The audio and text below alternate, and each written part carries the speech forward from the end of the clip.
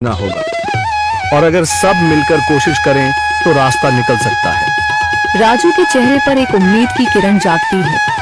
हाँ बाबा जी, अगर सब मिलकर काम करें तो हम पानी ढूंढ सकते हैं। हमने पहले कभी ये कोशिश ही नहीं की। लेकिन इतनी कठिन जमीन में नया कुआं खोदना आसान नहीं। मुश्किल जरूर है, नामुमकिन नहीं। अगर हम मिलकर काम करें तो ये हो सकता है। राजू खड़ा हो जाता है। उसकी आंखों में एक नई रोशनी है। तो फिर हम कल से काम शुरू करेंगे। मैं गांव के सभी युवाओं को इकट्ठा करूंगा।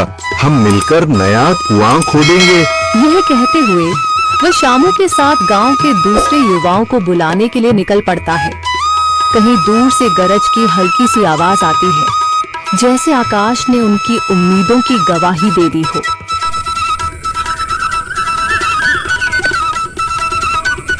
अगली सुबह राजू और शामू गांव के युवाओं को इकट्ठा करने निकल पड़े। चौधरी महेश की हवेली के सामने एक भीड़ जमा है। बाबा जी, संदरी, गांव के कुछ बुजुर्ग और किसान सभी मौजूद हैं। हम हाथ पर हाथ रखकर नहीं बैठ सकते। अगर अल्लाह ने हमें हिम्मत दी है तो हमें खुद पानी के लिए मेहनत करनी होगी। हम एक नया कुआं खोदेंगे। लेकिन राजू, क्या हमें यकीन है कि वहाँ पानी मिलेगा? बेटा, पानी जमीन के अंदर होता है, बस सही जगह खोदने की जरूरत है। हमने अपने बुजुर्गों से सुना था कि पुरानी नहर के पास जमीन नरम थी, शायद वहीं पानी हो।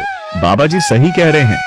अगर तुम सब यह काम करने के लिए तैयार हो तो मैं अपने कुछ मजदूर भेज सकता हूँ। धन्यवाद चौधरी जी, लेकिन हम सब खुद भी मेहनत करेंगे। यह हमारे गांव के अस्तित्व की लड़ाई है। संदरी, जो अब तक चुप थी, आगे बढ़ती है। हम औरतें भी पीछे नहीं रहेंगी। हम पानी लाने की व्यवस्था करेंगी, खाना बनाएंगी, ताकि तुम सब आराम से काम कर सको। यही हिम्मत चाहिए थी संदर। पूरा गांव एक नई उम्मीद के साथ कुआं खोदने की तैयारी में जुट जाता है। दूसरी ओर कुआं खोदने का काम शुरू हो चुका है। राजू, शामू और दूसरे युवा बेलचे चलाने लगते हैं। मिट्टी बाहर निकाली जाने लगती है। तेज गर्मी के बावजूद सब पूरी हिम्मत के साथ जुटे हुए हैं। दोपहर की तेज धूप जमीन आग की तरह तप रही है। गांव के लोग लगातार कुआं खोदने में जुटे हैं। हाथ छिलने लगे हैं, माथे से पसीना बह रहा है, मगर किसी ने हार नहीं मानी। महिलाएं पानी और सत्तू लेकर आती हैं ताकि पुरुषों को कुछ राहत मिले। हमें और गहराई तक जाना होगा। अब तक सिर्फ सूखी मिट्टी और पत्थर ही निकल रहे हैं। राजू, ये बहुत कठिन काम है। अगर हमें पानी न मिला। अल्लाह मेहनत करने वालों को कभी निराश नहीं करता बेटा। तुम सब अपनी कोशिश जारी रखो, पानी जरूर निकलेगा। हिम्मत मत हारो।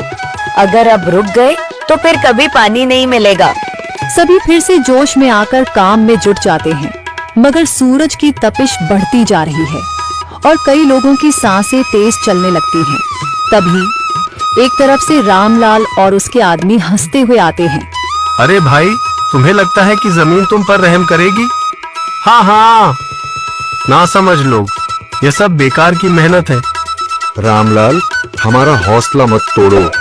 अगर तुम मदद नहीं कर सकते तो कम से कम मजाक भी मत उड़ाओ। मदद? हाँ, मैं अपने कुएं का पानी बेच सकता हूँ, मगर मुफ्त में नहीं दूंगा। राजू सब अनसुना कर फिर काम में लग जाता है।